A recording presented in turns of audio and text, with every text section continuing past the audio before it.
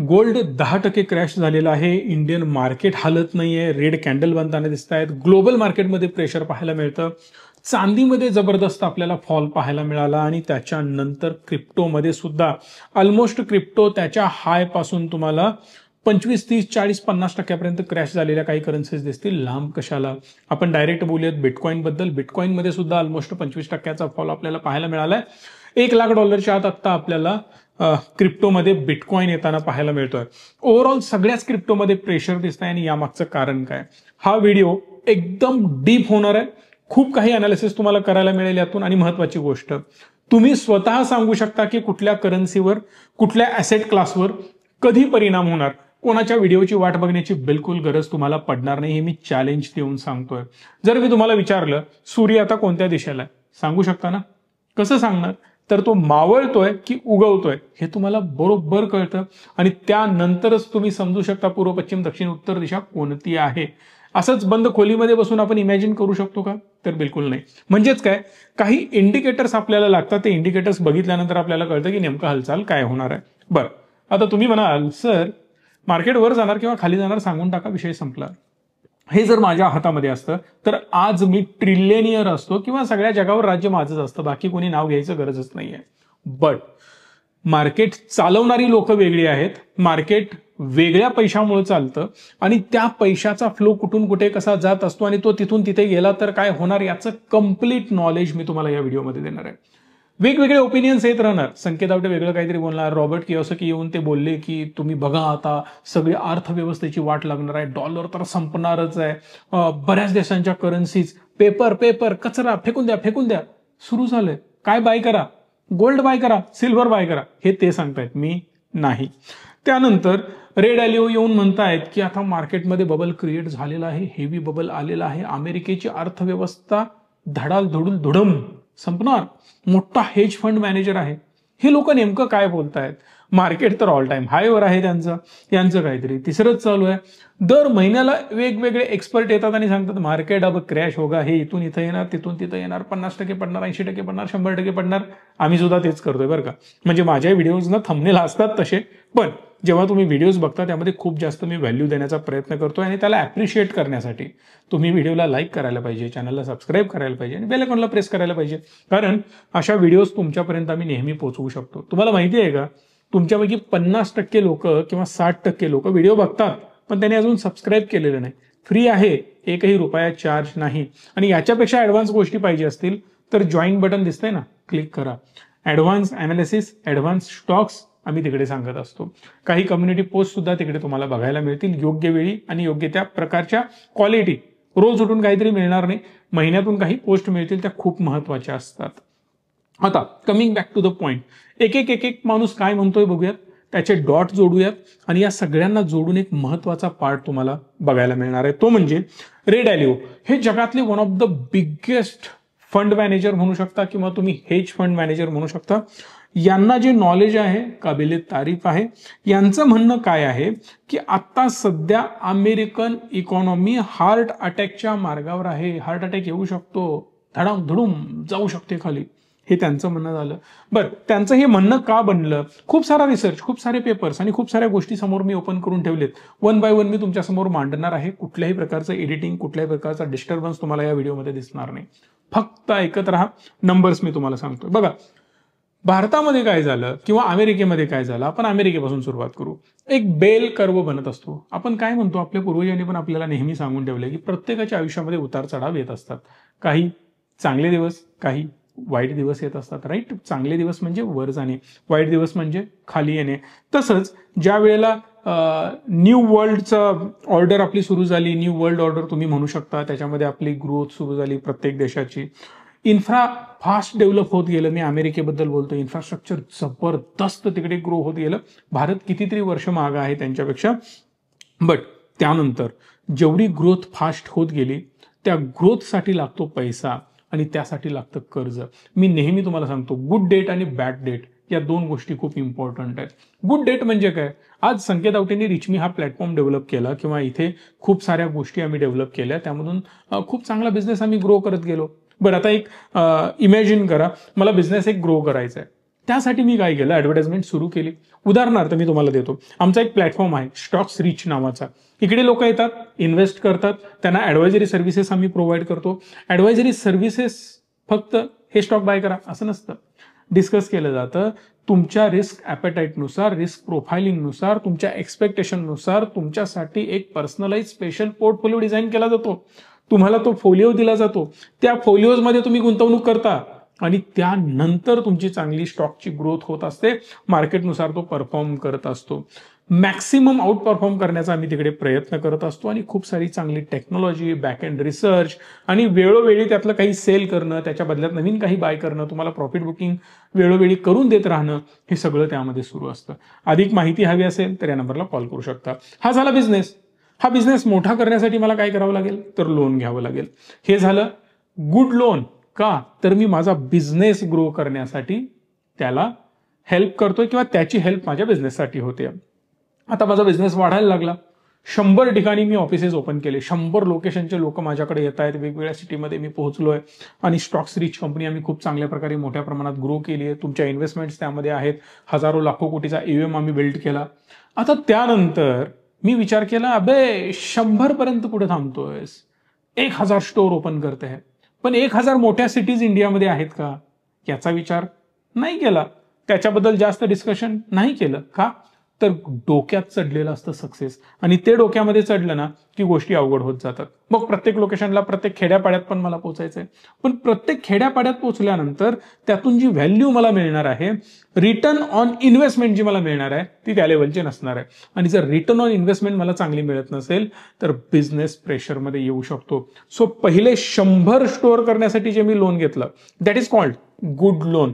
पण 1000 स्टोअर बनवण्यासाठी जे मी लोन घेतोय, it will be become bad loan for my business, आणि तो माझ्या बिझनेसवर खूप निगेटिव्ह इम्पॅक्ट करू शकतो. गुड लोन कधी बॅड लोन मध्ये कन्वर्ट झाले तुम्हालाही कळणार नाही.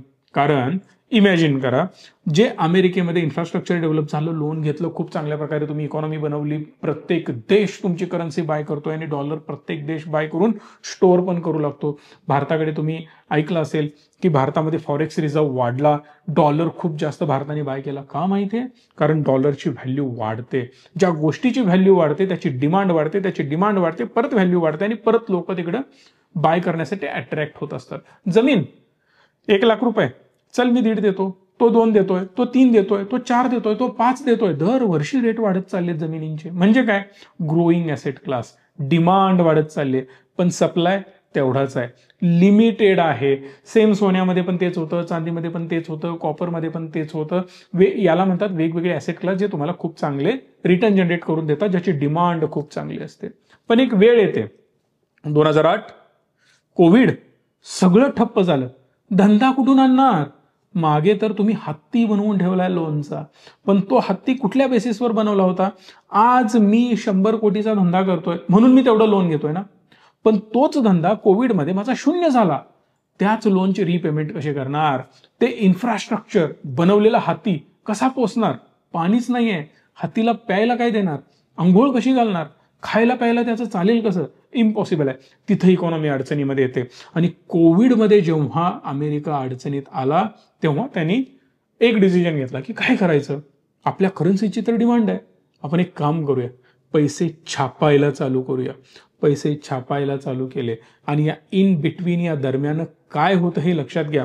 जेव्हा तुमची इकॉनॉमी ग्रो होत असते ना, तेव्हा काही मोठे बिझनेसमॅन ग्रो होत असतात, जे एकमेकांचे मित्र मानले जातात, आणि हेच मित्र मोठ्या प्रमाणात ग्रो होत असतात. पण हे जेव्हा ग्रो होत असतात तेव्हा गरीब अजून गरीब बनत जातो, श्रीमंत अजून श्रीमंत बनत जातो. गरीब कुठेतरी साईडलाईन होत जातात, लांब जात जातात. मुंबईमध्ये मराठी माणसाचा टक्का किती राहिला हे तुम्ही मला कमेंट बॉक्समध्ये सांगा. लाईक दॅट सेम, जमिनी विकायच्या, बाहेर जायचं, प्रीमियम एरिया म्हणलाय तुम्ही, आमच्या इथं राहायचं नाही, सेम गोष्ट होत जाते आणि लोक बाहेर जातात. आणि या डिफरन्समुळे काय होतं? कॅपिटलिझम वाढायला लागतं.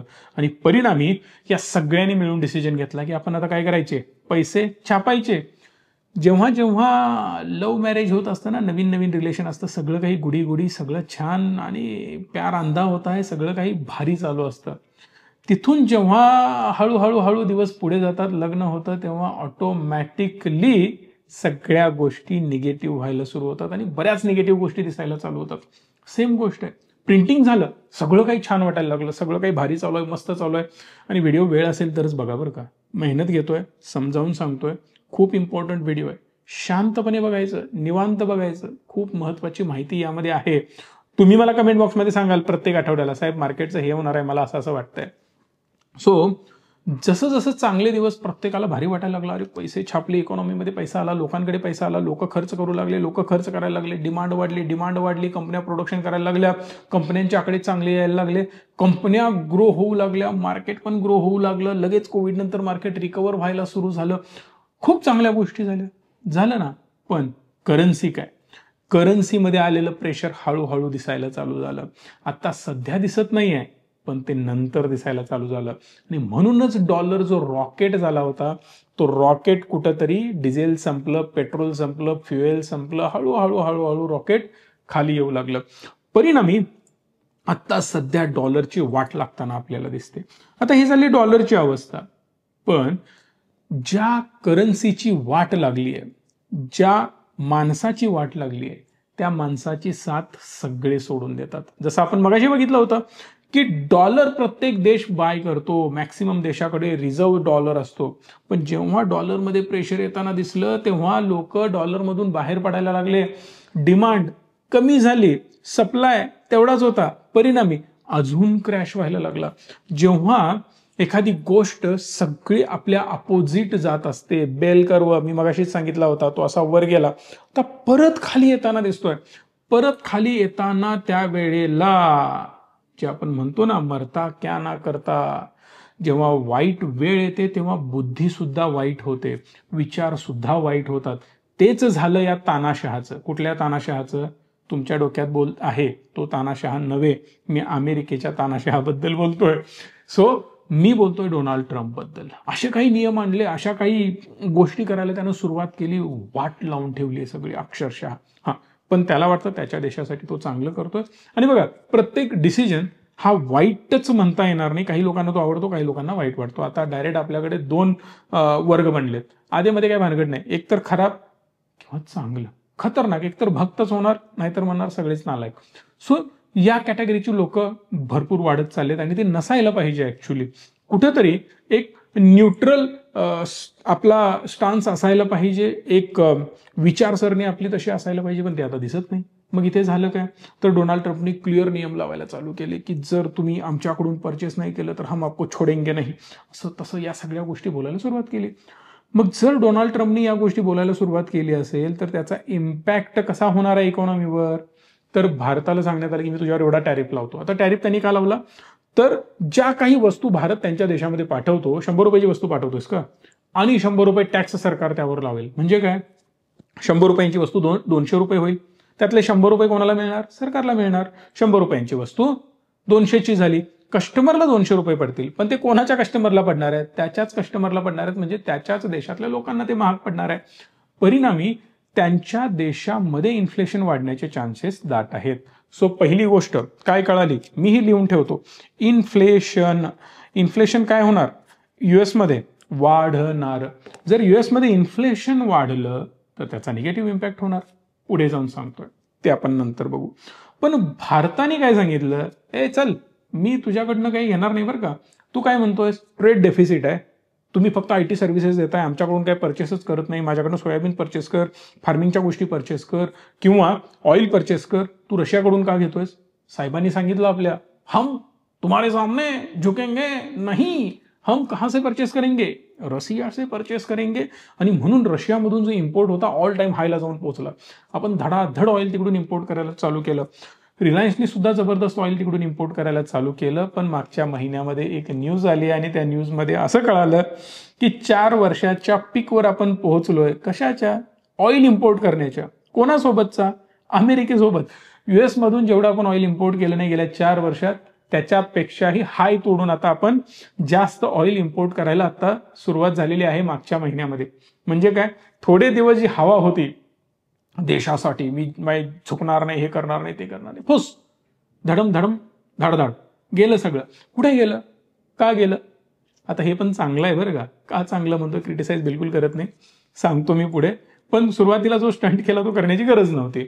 सो ओव्हरऑल यातून काय अचीव्ह झालं की आता तुमचे रिलेशन्स US बरोबर मला व्यवस्थित करायचे आहेत. झालं, मी आता थोडंसं नतमस्तक झालोय. पण जरी तो म्हातारा असला तरी सुद्धा वाघ आहे हे लक्षात ठेवायचं. मी कायम सांगतोय, US घ्या, चायना घ्या, जरी आपण त्यांना समजत असू की असं आहे तसं आहे, हम ये करेंगे वो करेंगे, एवढं सोपं नाही आहे.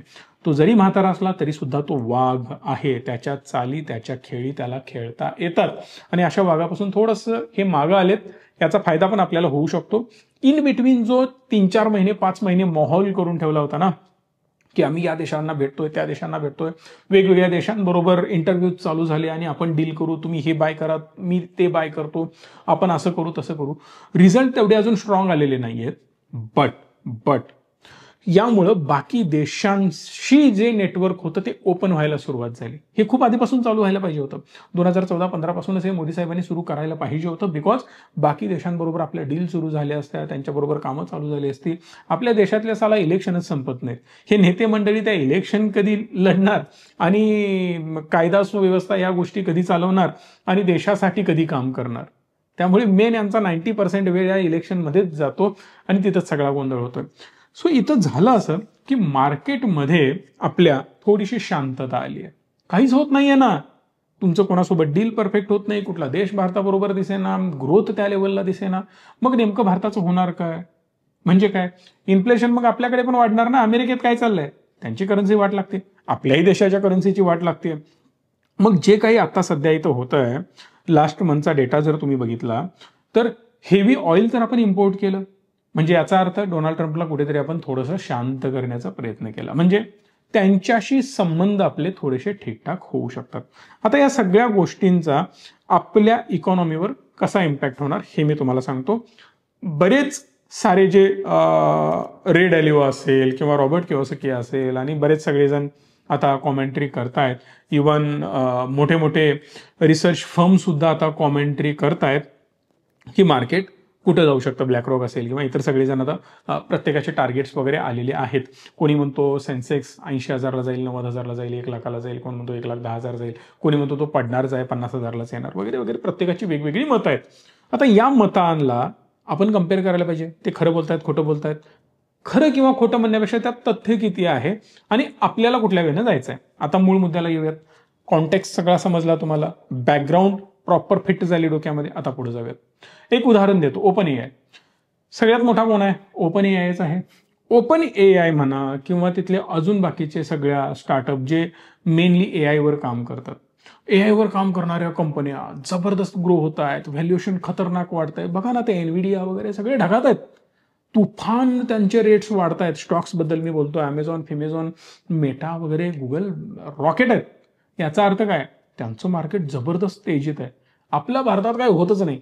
कुठं आहे एआय आपल्याकडे? काहीच नाहीये. म्हणून आपला देश खराब नाही. काही खराब गोष्टी पण आपल्यासाठी चांगल्या असतात.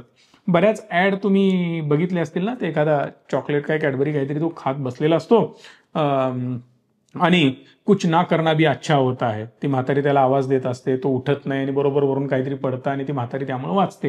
म्हणजे कधी कधी काही गोष्टी न केल्याचा पण फायदा होतो. सेम गोष्ट इथं पण होऊ शकते. कशी ते पण मी तुम्हाला सांगतो.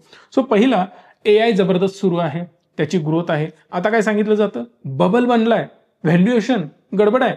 बरं, हे कसं ठरवायचं, खरं की खोटं? आता एक एक्झाम्पल तुम्हाला मी सांगतो. ओपन एआयने एक डील केली. कोणासोबत? तर AWS सोबत. म्हणजे जे क्लाउड सर्व्हिसेस असतात ना. आता एखादी गोष्ट, आता समजा हा व्हिडिओ तुम्ही बघताय, हा जो व्हिडिओ आहे तो कुठेतरी स्टोअर असेल ना, मेमरी पाहिजे का नको? तर ज्या वेळेला तुम्ही युट्यूब इन्स्टॉल केलंय तुमच्या मोबाईलमध्ये, तर ते युट्यूब इन्स्टॉल करण्यासाठी तुमच्या मोबाईलची स्पेस, मेमरी जाते. पण हा व्हिडिओ किती जीबीचा असेल? माझ्या मताप्रमाणे जर 20-25 मिनिटाचा जर हा व्हिडिओ होतोय तर याला किती मेमरी लागेल माहिती आहे? 5 ते 10 जीबीचा हा एक व्हिडिओ बनेल. कारण 4K मध्ये आम्ही शूट करतोय. सो हे सगळं फुटेज अपलोड कुठेतरी करावं लागेल, स्टोअर करावं लागेल, साठवावं लागेल. कुठं साठवणार? त्यालाच म्हणतात सर्व्हर. सो AWS बरोबर ओपन एआयची डील झाली. आता ही जी डील आहे ती $38 बिलियन आहे. $38 बिलियन, 7 वर्षांसाठी करार करण्यात आला वगैरे वगैरे. आम्ही एवढं करणार, तेवढं करणार, हे करणार, ते करणार. बरं, आता ही एकच डील आहे का ओपन एआयची? नाही ना. ओरॅकलची पण डील झाली, $300 बिलियन, जबरदस्त डील. एनव्हिडियाची डील झाली, $100 बिलियन. भाई साहब, एवढ्या मोठ्या डील होत आहेत, एवढ्या मोठ्या सगळ्या कंपन्या एकत्रित येत आहेत, काय होणार? रॉकेट होणार. सर्वसामान्य माणूस बघा ना, काय मोठं रॉकेट सायन्स आहे का यामध्ये? एवढ्या मोठ्या मोठ्या डील होत आहेत, मूर्ख आहेत का ते? काहीतरी पेपर साईन करतायत, प्रिंटरमध्ये शाई जास्त आहे म्हणून करतायत का? काय टायपिंग करायला वेळ आहे, चला टाईप करूया आणि काहीतरी साईन करू, नाही ना? डील झाली. हो, डील झाली ना साहेब. पण आज याच ओपन एआयचा रेव्हेन्यू किती आहे तुम्हाला माहिती आहे का? तर आजच्या घडीला ओपन एआयचा रेव्हेन्यू $13 बिलियन आहे. ज्याचा रेव्हेन्यू $13 बिलियन आहे, तो स्पेंडिंग किती करणार आहे? $1 ट्रिलियन मध्ये स्पेंडिंग करणार आहे. ऑलमोस्ट $1.5 ट्रिलियन डीलच माझ्यासमोर लिस्ट आहे त्यांची. त्यांनी कोणाकोणाबरोबर काय काय डील बनवून ठेवले. $1.5 ट्रिलियन म्हणजे 100 पटीपेक्षा जास्त तुम्ही म्हणू शकता त्यांनी ऑलरेडी डील्स बनवून ठेवलेले आहेत. बरं, मग एवढ्या साऱ्या डील कशा बनवल्या? कागदावर बनवलेत. अजून हे सगळे पैसे एकमेकांना पोहोचलेत का? तर बिलकुल नाही. बरं, हे डील झालेत म्हणून स्टॉक रॉकेट आहेत. आणि याचाच परिणाम म्हणजे बबल. बबन नाही, बबल. बबल काय करतो? एक फुगा क्रिएट करतो. पुढे हे होणार आहे, ते होणार आहे, एवढं होणार आहे, तेवढं होणार आहे, आणि हवा भरली जाते. हवा भरत भरत भरत भरत अजून फुगवलं जातं आणि परिणामी त्याला जशी एखादी टाचणी लागेल तसं तो पडायला सुरू होतो. सेम गोष्ट आता सध्या मार्केटमध्ये मला दिसते, जे मी या पानावर अजून काही गोष्टी ऑलरेडी काढून ठेवलेत. मार्केटमध्ये काही मोठे अमेरिकन इन्व्हेस्टर, युएस मधल्या मोठ्या हेज फंड कंपनीज किंवा जे आर्बिट्राजवाले ते सुद्धा ऍक्टिव्ह झालेले. ते आर्बिट्राजच्या भानगडी आता मी यात सांगत बसणार नाही. पण काही मोठे इन्व्हेस्टर शॉर्ट करून बसलेत एनव्हिडियाला वगैरे. आता हे शॉर्ट का करतायत ते पण मी तुम्हाला सांगतो. तर या शॉर्ट पोझिशन बद्दल मी जास्त बोललो नसतो जर ही शॉर्ट पोझिशन छोटी असती. छोटी आणि मोठी कशी म्हणायची? एक जगातले one of the biggest investors, जगातले one of the biggest traders ज्या वेळेला काही पोझिशन बनवतात, आणि या पोझिशन लक्षात घ्या, 1%, 2%, 3%, 4%, 5%, $100 आहेत ना, त्यातले ₹5 लावतात, ठीक आहे. 1-2 रुपये लावतात, नॉर्मल पोझिशन असतात, काही हरकत नाही. पण ज्या वेळेला ते 15, 20, 25, 30, 40% वेल्थ जर शॉर्ट करण्यावर लावत असतील, पुट ऑप्शन बाय करून ठेवण्यावर लावत असतील, तर समजून जा काहीतरी मोठी गोम त्याच्यामध्ये आहे. मोठी माणसं तेव्हाच ऍक्शन घेत असतात जेव्हा काहीतरी मोठी गोष्ट होणार असते. बरं, एकट्याने केलं तर भाग वेगळा होता. वेगवेगळे मोठमोठे इन्व्हेस्टर यामध्ये घुसायला सुरू झालेत. आता तुम्ही म्हणाल, तुम्ही एकदा सर एक्सप्लेन केलं होतं, वॉरन बफेट साहेबांचे सुद्धा डिसिजन चुकले होते, त्यांनी सुद्धा बऱ्याच वेळेला लॉस घेतलाय. इव्हन मी अनेक स्टॉक मी तुम्हाला एक्सप्लेन करून दाखवले होते आपल्या राकेश झुंझुनवाला साहेबांचे, ज्यांच्या बेट्स भरपूर चुकलेत. बरोबर बेट्स जेवढे आलेत त्याच्यापेक्षा जास्त बेट त्यांच्या चुकीच्या होत्या, पण बरोबर ज्या बेट आले त्यांनी प्रचंड पैसा दिला आणि त्यातनं बरंच त्यांनी छापलं. बरं, ही एक केस असते ना, पण मी तुम्हाला सांगतोय असे मल्टिपल लोक आता शॉर्ट करायला बसलेले आहेत. आणि याचं कारण बिटकॉइन खाली येतोय, शॉर्ट मुळेच येतोय. मोठा माल वरून खाली चेपवला जातोय.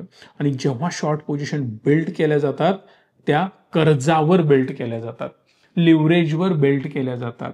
अगर तुम्हारे साइड से मार्केट नहीं गया, घरदार बेचना पडेगा. हे काय प्रकरण आहे? हे प्रकरण सिंपल आहे. ज्यावेळी $100 माल तुम्ही उचलता त्यावेळी तुमच्या खिशात $5-10 रुपयाचे असतात. That is called leverage. कर्ज घेऊन तुम्ही ते शॉर्ट करताय. एक खोली बांधायचा पैसा आहे पण 10 खोल्या बांधताय, याचा अर्थ कर्ज घेऊन करताय. त्याचा येणारा EMI जर तुमच्या त्या रेंटमधून गेला नाही तर तुम्ही फसलात. सेम गोष्टी तो होणार आहे. स्वतःचा पैसा, स्वतःची इज्जत आणि स्वतःचा बिझनेस यांनी स्टेकवर लावलाय, मोठा पैसा लावलाय, आणि तो पैसा हे कधीही वाया जाऊ देणार नाहीत किंवा त्यामध्ये मोठे लॉसेस हे घेणार नाहीत. हे लक्षात ठेवायचं. बरं, ही एक गोष्ट झाली, पण याचा इम्पॅक्ट काय होणार हो? जसं मी तुम्हाला सांगितलं होतं, हे चांगलंच आहे आपल्यासाठी, आपण केलं नाही, निगेटिव्ह आहे. पण मी काय म्हटलं, काही गोष्टी चांगल्या असतात, त्या कशा आहेत हे मी तुम्हाला सांगतो. आता विषय घ्या फेडचाच. फेड म्हणताय, त्यांच्यातले आता जी टीम असते त्यांच्यातले काही लोक म्हणतायत, म्हणजे फेडरल रिझर्व्ह बद्दल बोलतोय मी, अमेरिकेचा विषय सुरू झाला. अमेरिका कसाही फसलाय, आता परत काय करायला पाहिजे? प्रोडक्शन वाढवायला पाहिजे. काहीतरी करून लोकांना खर्च करायला सांगितलं पाहिजे. लोक खर्च करणार तर सरकारकडे पैसा येणार, कारण ऑलरेडी GDP पेक्षा जास्त लोन अमेरिकेचं झालंय. कर्जच मरायला एवढं झालंय, करायचं काय हेच त्यांना आता समजत नाहीये. आणि तुम्हाला नेहमीप्रमाणे मगाशी पण मी तुम्हाला सांगितलं की म्हातारा वाघ आहे तो, त्यामुळे काही लोक 100% विरोध तर करतायतच, मग कुठं ना कुठेतरी मला विरोध वाढतो हे पण त्याला दिसतंय. मग फेडनी लवकरात लवकर रेट कट करावा म्हणून प्रेशराईज त्यांना केलं जाऊ शकतं. जर फेडनी रेट कट केला तर डेफिनेटली पैसा स्वस्त होणार. कुठं? अमेरिकेत. आपला अजून विषयच नाहीये. तिकडे जर स्वस्त झाला तर डेफिनेटली लोकांच्या हातामध्ये पैसा स्वस्त येणार, ईएमआय कमी होणार, एक्झिस्टिंग ईएमआय सुद्धा कमी होणार. जर एक्झिस्टिंग ईएमआय कमी झाला, पैसा आता जास्त शिल्लक राहायला लागला, मी अजून लोन घेणार. कशासाठी? खर्च करण्यासाठी. असे किती लोक आहेत तुमच्यापैकी? कमेंट बॉक्समध्ये सांगा. लोन घेताय आणि पैसे इन्व्हेस्ट करताय? नाही ना.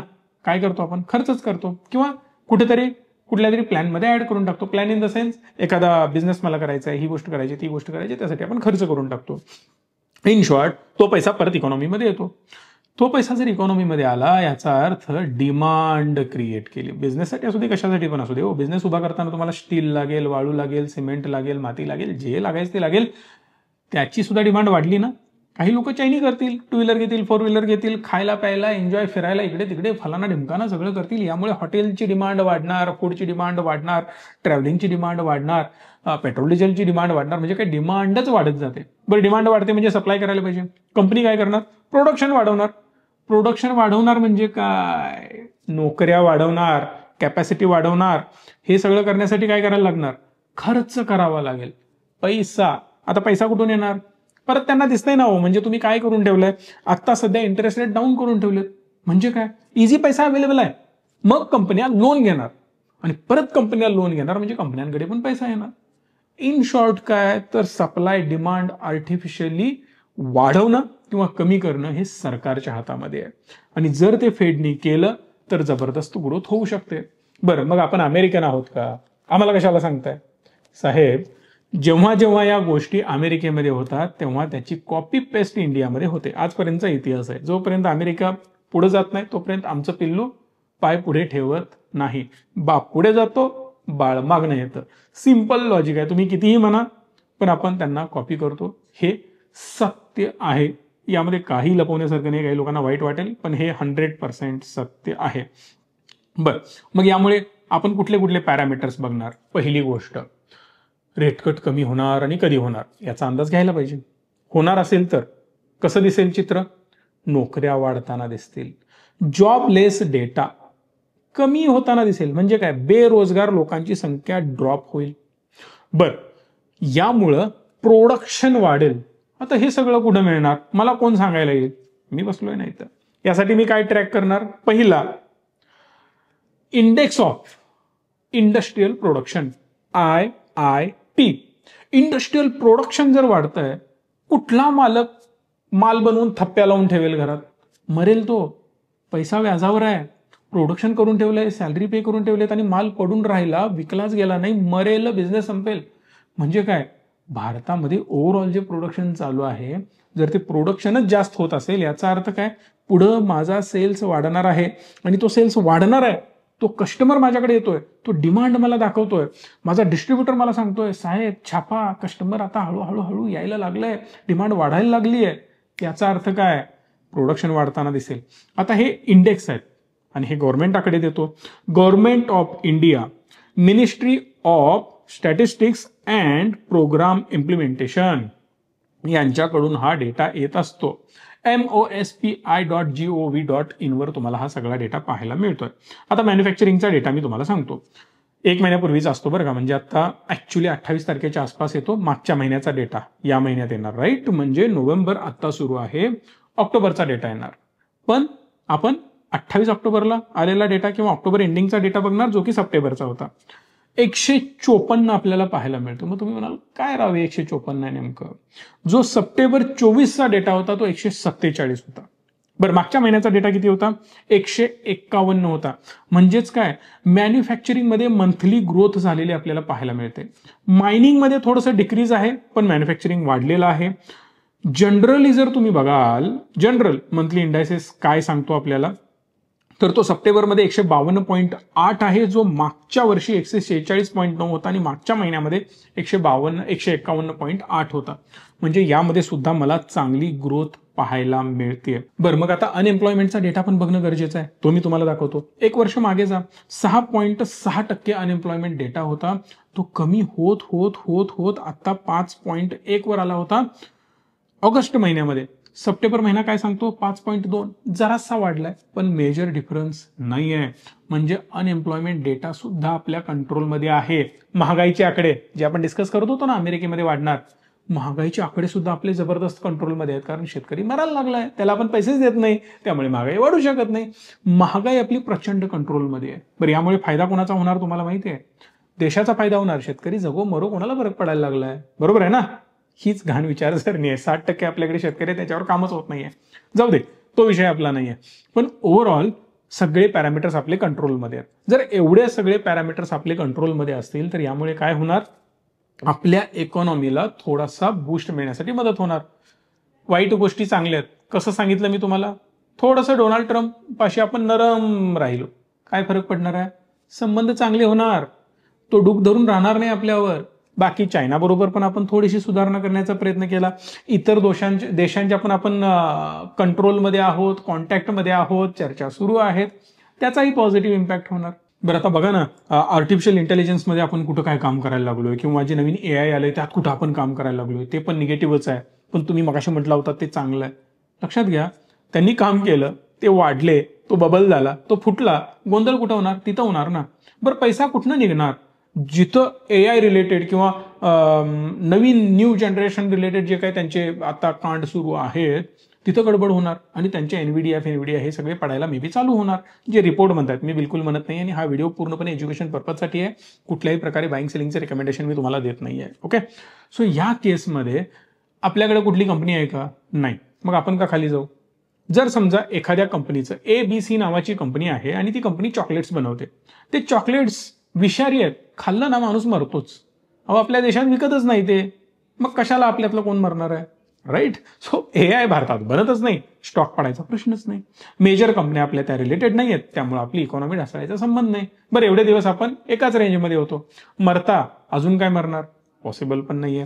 बरं, तिकडून मार्केट फुगलेलं खाली आलं. खाली आलेलं मार्केट म्हणजे काय झालं? पैसा निघाला. मग जर समजा पैसा मी काढून ठेवलाय तर तो गळ्यात चेन वगैरे घालून फिरेल का? मॉर्गन स्टॅनली वगैरे इमॅजिन करा ना, रॉबर्ट कियोसाकी अशा सगळ्या हातात अंगठा, गोल्डन मॅन बनून असे सगळे अमेरिकन फिरतायत. असं काही होणार आहे का? बिलकुल नाही. ब्लॅक रॉक वगैरे किंवा अंबानी अदानी साहेब वगैरे इम्पॉसिबल आहे ना. इकडून पैसा आला, कुठेतरी इन्व्हेस्ट करणार आहे. मग तो पैसा कुठे इन्व्हेस्ट करणार? इमर्जिंग मार्केटमध्ये. भारतामध्ये ऍक्च्युअली एक डेटा ऑलरेडी आम्ही बनवलेला आहे, तो आता मी प्रेझेंट नाही करणार. जे आता FPIs किंवा फॉरेन इन्व्हेस्टमेंट ज्या दिसत आहेत तेवढाच पैसा काही देशांमध्ये जातोय ज्या देशांमध्ये टॅक्स नाही आहे. तोच पैसा परत भारतामध्ये येतोय आणि भारतामध्येच इन्व्हेस्ट होतोय आणि त्या ठराविक लोकांच्याच कंपन्यांमध्ये ठराविक लोकांद्वारेच इन्व्हेस्ट केली जाते, ठराविक कंपन्यांद्वारेच केली जाते. आता हे मी जास्त बोलणार नाही, परत वादाचा विषय आहे. सगळे रिपोर्ट माझ्याकडे आहेत, पण वाद करायचाच म्हटला तरी करू शकतोय. एकदा कमेंट बॉक्समध्ये सांगा FPI किंवा FII कमेंट करा. 1000 कमेंट आले तर मी त्यावर पण डिटेल व्हिडिओ बनवू शकतो आणि पंगे घेऊ शकतो, तुम्ही जर म्हणत असाल तर. सो जर तो पैसा भारतात आला तर अगेन भारतीय मार्केटचं काय होईल हे मी तुम्हाला सांगण्याची गरज नाही आहे. ओव्हरऑल रिझल्टचा सीझन चालू झालेला आहे. मोठ्या कंपन्यांचे रिझल्ट आलेले आहेत. TCS, इन्फोसिस वगैरे टेक कंपन्यांबद्दल मी तुम्हाला बोललो होतो. ज्या कंपन्या 5-5 लाख, 10-10 लाख, 20-20 लाख कोटीचं मार्केट कॅप घेऊन बसलेत ते काय असंच मूर्ख नाही आहेत की एखाद्या देशांमध्ये काहीतरी प्रॉब्लेम झाला, अरे चलो बंद करो कंपनी. असं होत नसतं साहेब. एवढा मोठा पैसा लागला तर त्यांना त्याला जिवंत ठेवावं लागतं. त्या लेवलची ग्रोथ त्यांना दाखवावी लागते आणि त्यासाठी ते 100 वेज काढतात. त्यामुळे रिझल्ट जाऊन बघा त्या कंपन्यांचे, तुम्हाला कळेल. 100 वेळेला ओरडून सांगत होतो, टेक कंपन्या भले तुम्हाला करेक्ट झालेल्या दिसतील पण त्यांच्या आकडे ड्रास्टिकली फॉल किंवा हेवी लॉसेस बुक करताना तुम्हाला ते दिसणार नाहीत. परिणामी इंडियन मार्केट थोडंसं स्ट्रॉंग वाटतंय. आपल्याकडे बँकिंग सेक्टरमध्ये हेवी इन्व्हेस्टमेंट्स येणार आहेत, त्याचा एक पॉझिटिव्ह इम्पॅक्ट होऊ शकतो. बँकिंग सेक्टरमध्ये जर इन्व्हेस्टमेंट येणार असतील, वेगवेगळ्या देशातली लोक, सोमिटोमो वगैरे जापनीज इंडियामध्ये इन्व्हेस्ट करतायत. आता UAE मधून मोठ्या इन्व्हेस्टमेंट काही बँकिंगमध्ये येत आहेत. 12, 13, 15, 20 बँका ज्या काही त्या मर्ज करून 3-4 करण्याचा प्रयत्न चालू आहे. आणि या सगळ्या गोष्टींना जर तुम्ही एकत्रित केलं तर कळेल की आपली सिस्टम कुठेतरी बाहेरच्या देशांना त्यांच्या तुलनेमध्ये किंवा सध्या चालू असलेल्या परिस्थितीमध्ये बेटर दिसतेय. So that they want to invest in India. आणि तसं जर झालं तर अजून एक चांगली ग्रोथ स्टोरी इंडियाची बनू शकते. सो माझ्या मताप्रमाणे जेव्हा जे ॲसेट क्लास तुम्हाला योग्य लेवलला, योग्य भावाला मिळतील त्यावेळी ते बाय करून ठेवणं गरजेचं आहे. आणि ऑलरेडी मी तुम्हाला सांगितलं आहे, आमच्या सर्व्हिसेसबद्दल पण मी तुम्हाला सांगितलं आहे. त्याच्याबद्दल तुम्हाला माहिती हवी असेल तर कृपया या नंबरला कॉल करा, माहिती घ्या आणि गुंतवणूक करा. नुसताच पैसा जर तो खिशात ठेवून बसलात ना, काहीच ग्रोथ होणार नाही. आणि विचार लॉंग टर्मचाच ठेवा. 25 दिन में पैसा डबल वगैरे असल्या काही स्कीम नसतात. किमान 3-5 वर्ष बेसिक होल्डिंग पिरियड आणि खरी वेल्थ ही 15-20 वर्षात बनत असते. लॉंग टर्मचं विजन ठेवा. उद्या कोणी बघितलंय त्या लोकांनी व्हिडिओ पण बघू नये असं माझं मत आहे. तुम्ही फक्त रील बघायच्या इंस्टाग्रामच्या, कच्च्या बदामवर आपण डान्स करायचा, बाकी कुठलीही गोष्ट आपल्यासाठी नाही आहे. थोडंसं कटू वाटेल पण हे सत्य आहे. आणि मी पुन्हा एकदा सांगतोय, वेल्थ बिल्ड करणं खूप गरजेचं आहे. कारण कुठल्या देशामध्ये, कुठल्या राज्यामध्ये, कुठल्या सिटीमध्ये कुठले क्रायसिस क्रिएट होतील आणि कधी तिथली अर्थव्यवस्था गडबडेल, वी नेव्हर नो. सो आपण कधीही प्रिपेअर्ड असायला पाहिजे. कुठूनही उडी मारून आपण कुठेही जाऊ शकतो. बऱ्याच राज्यांमध्ये काय काय सुरू आहे तुम्हाला माहितीच आहे. सो स्वतःच्या सेफ्टीसाठी प्रॉपर इन्व्हेस्टमेंट आणि लिक्विड फंड्स, त्याचबरोबर इमर्जन्सी फंड याचं व्यवस्थित प्लॅन करून ठेवा. व्हिडिओ आवडला असेल तर लाईक करा. मॅक्सिमम लोकांपर्यंत शेअर करण्याची जबाबदारी आता तुमची. मेहनत तर अर्धा तास मी घेतलेलीच आहे. धन्यवाद. Stay tune and stay positive.